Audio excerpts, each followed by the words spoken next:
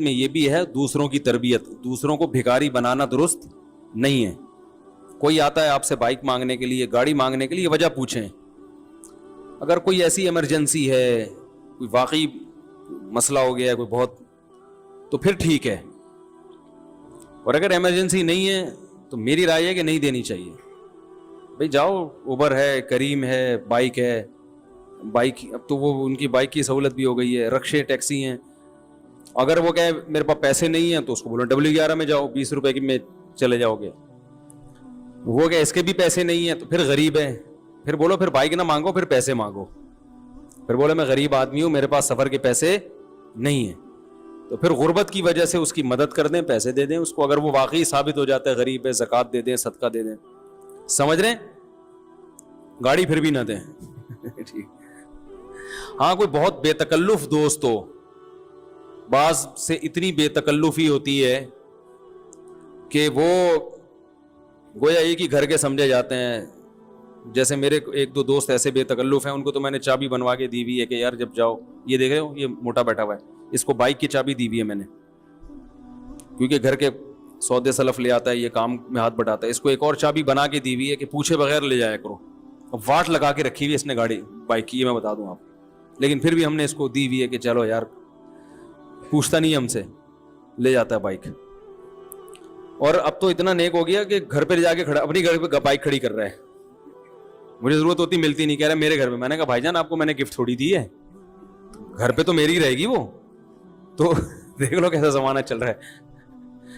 لیکن ایسی شکل میری بائک کی ہے, آپ جا کے دیکھ لو, آپ کو لگے گا ہی نہیں یہ مفتی صاحب کی بائک ہے.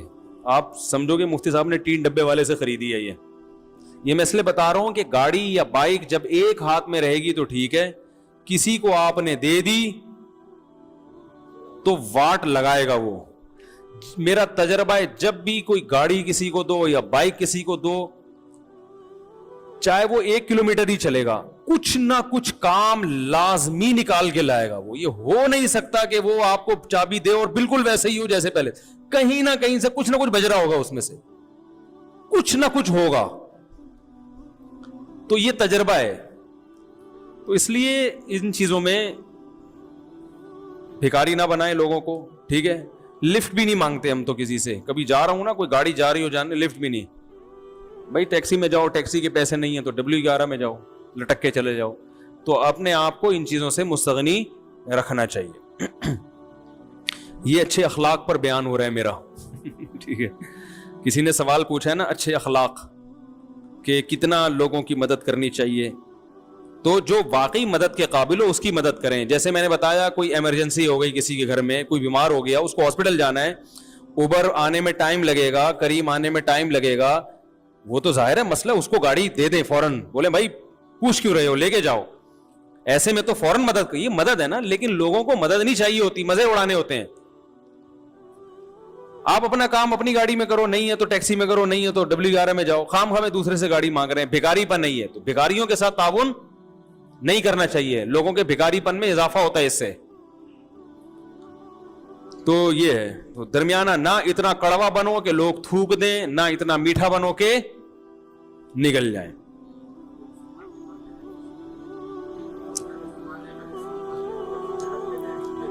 یہ بھی ایسا ہی ہے, گھر کی چیزیں مانگتے ہیں لوگ کہ یہ دے دو, فلانا دے دو, آٹے کی چھلنی مل جائے گی بہن.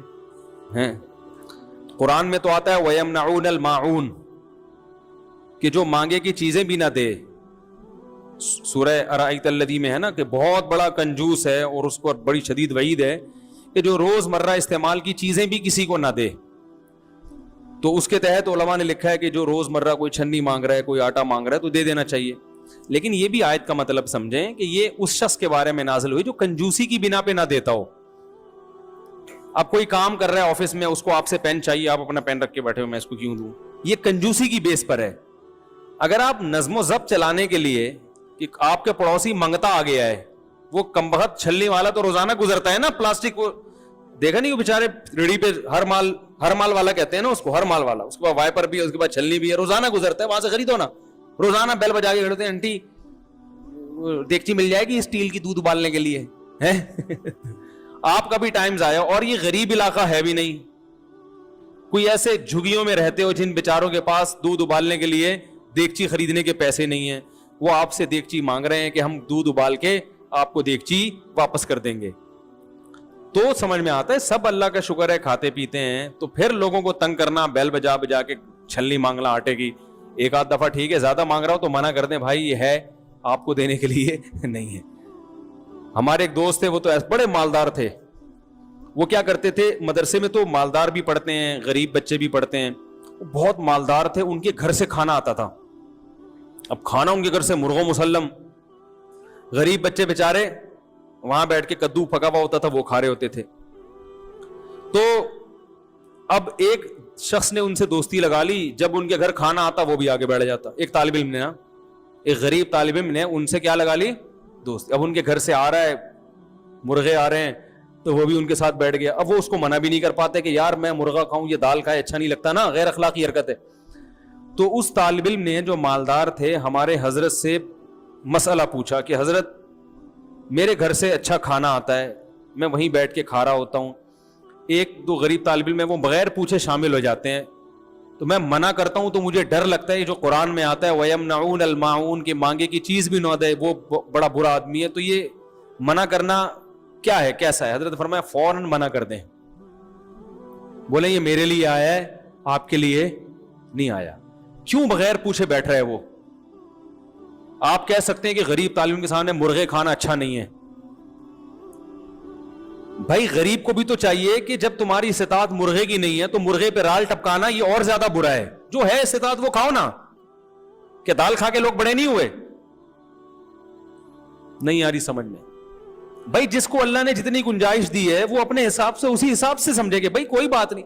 کیونکہ اگر اس طرح سے ہم پابندیاں لگانا شروع کر دیں تو غریب مالدار کو تو پھر گاڑی میں بیٹھنے کی بھی اجازت نہیں ہے. کتنے غریبوں کے پاس W11 کے پیسے نہیں ہوتے اور یہ بیچارہ لینڈ کروزر لے کے گھوم رہا ہے, تو کیا اس کو لینڈ کروزر سے منع کر دیں؟ تو کہے گا میرے پاس پیسہ کس بات کا بھائی, پھر میں اگر میں نے بھی رکشے میں جانا ہے تو یہ اللہ کی نعمت مجھے کیوں ملی ہے.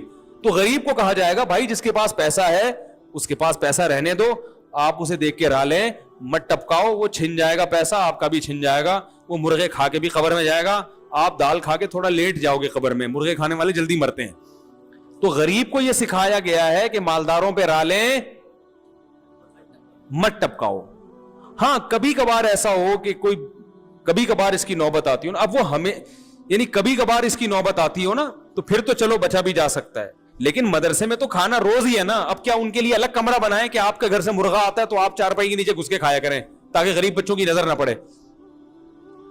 نہیں آ رہی بات سمجھ میں. تو اس میں غریب کو چاہیے کہ بھائی جس کو اللہ نے پیسہ دیا ہے اس پہ رشک نہ کرو, نہ حسد کرو, نہ رش کرو. یار تو لینڈ کروزر میں گھوم رہے, تجھے اللہ نے پیسہ دیا ہے, تو مرغے کھا لے, ہمیں تو دال میں ہی مرغے کا مزہ آئے گا. سمجھ میں نہیں آ رہی میرے خیال بات. تو یہ جو نیچ پنا ہے نا کسی کو مرغا کھاتا دیکھ کے اس کے مرغے پہ رالے ٹپکانا, کیونکہ پھر ہر چیز میں آپ کہتے ہیں غریب احساس کمتری میں آئے گا, پھر تو ہر چیز میں آئے گا وہ. پھر تو مالدار کو چاہیے کپڑے بھی اچھے نہ پہنے, وہ پھٹے پرانے غریبوں جیسے کپڑے پہنے. تو مدرسے میں پھر مالدار طلبہ کو ہم اگر یہ کہیں کہ تم کھانا بھی وہی کھاؤ جو مدرسے میں کدو پک رہا ہے, اور ہمارے دور میں جو کدو پکا کرتا تھا اللہ بس مغفرت فرمائے پکانے والے کی بھی اور کھانے والوں کی بھی. اب تو مدارس میں پھر بھی بڑے اچھے حالات ہو گئے ہیں. تو ہمارا اپنا کھانے کا دل نہیں کرتا تھا, ہمیں گھر سے جیب خرچی ملتی تھی, ہم پتلی گلی سے نکل لیتے تھے باہر جا کے جو ہے نا وہ ڈبو کے چائے میں چیزیں کھا رہے ہوتے تھے. تو کبھی کھا بھی لیتے تھے, کبھی باہر جا کے, گھر سے نہیں کھانا, اتنی لفٹ نہیں کرائی ہمارے گھر والوں نے, وہاں بھیجے, پیسے دیتے تھے ابھی جو کھانا ہے کھا لینا. تو اب اس میں شریعت کا حکم یہ ہے کہ مالدار اپنے حساب سے زندگی گزار سکتا ہے, غریب اپنے حساب سے گزارے. صحابہ میں بھی ایسا تھا, غریب بھی تھے مالدار بھی تھے. غریب مالداروں کو دیکھ کے حسرت نہیں کرتے تھے, بھائی تمہیں اللہ نے بہت دیا ہے تو کوئی بات نہیں, ہم اسی پہ خوش ہیں. ہم نے تو ایسے متضاد لوگوں میں نے زندگی گزاری ہے, طلبہ میں یہ کروڑ پتی طالب علم اور یہ بیچارے کے پاس کھانے کی روٹی نہیں, دونوں سے ہماری گپ شپ ہے, دونوں سے دوستی ہے, اور سب آپس میں دوست ہیں, ٹھیک ہے نا. نہ وہ اس کو دیکھ کے پریشان ہو رہا ہے, نہ وہ اس کو دیکھ کے رش کر رہا ہے. تو ایسے متضاد لوگوں میں ہم نے زندگی گزاری ہے. کیونکہ اسکولوں میں تو ایک ہی اسٹینڈرڈ کے لوگ آتے ہیں, اچھے اسکولوں میں سارے مالدار آئیں گے, غریب اسکولوں میں سارے غریب بچے. مدارس میں ایسا نہیں ہے, مدارس میں طلبہ میں بڑا فرق ہے, یہ طالب علم کروڑ پتی ہے, یہ طالب علم انتہائی غریب ہے, یہ پٹھان ہے, یہ پنجابی ہے, یہ گاؤں کا ہے, یہ شہری ہے, اس کے ابا بریگیڈیئر ہیں تو اس کے ابا موچی ہیں. ایسا بھی ہوتا ہے میرے شاگردوں میں, ایسے شاگردوں کو پڑھا رہا ہوں, ایک کے والد فوج میں بریگیڈیئر ہیں, دوسرے کے ابا سبزی بیچتے ہیں, موچی ہیں, سبزی بیچتے ہیں, چوکیدار ہیں کہیں. ایسے متضاد, کیونکہ علم دین میں تو یہ فرق نہیں ہوتا نا کہ مالداروں کے لیے الگ, اور یہ بھی مدارس کی خصوصیت ہے. دیکھو مدارس نے یہ فرق نہیں رکھا, اسکولوں میں یہ فرق ہے, مالداروں کے لیے ایجوکیشن سسٹم الگ, مدارس سب کو ایک جیسی تعلیم